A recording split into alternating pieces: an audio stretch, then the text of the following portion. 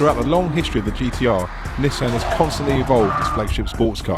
The 2012 model has extra power and reworked suspension, and around Bedford, the mid-range punch of the engine and its ability to change direction really impressed.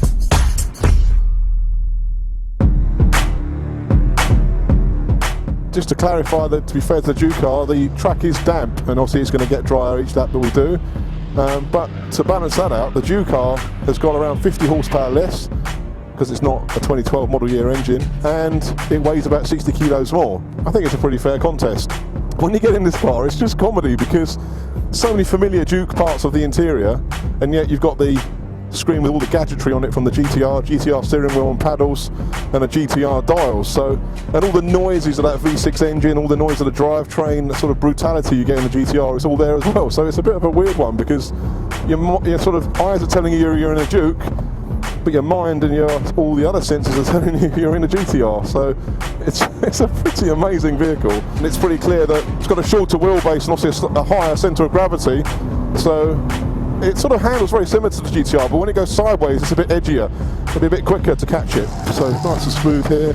It's nice and steady, but then hard into the power, and you can feel as you get into the power there, the weight, the power transferring to the rear, and the rear of the car stepping out. But along here, we're up to 5th gear again.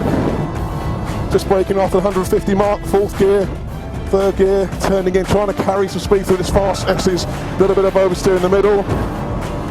Then down to 3rd. Back on the throttle as you turn in.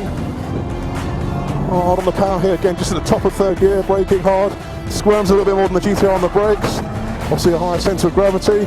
It's nice and smooth that time. Staying in 3rd gear, back on the throttle. Just trying to build the speed through the corner again, much smoother that time. 4th gear. Up to 5th. Hard braking.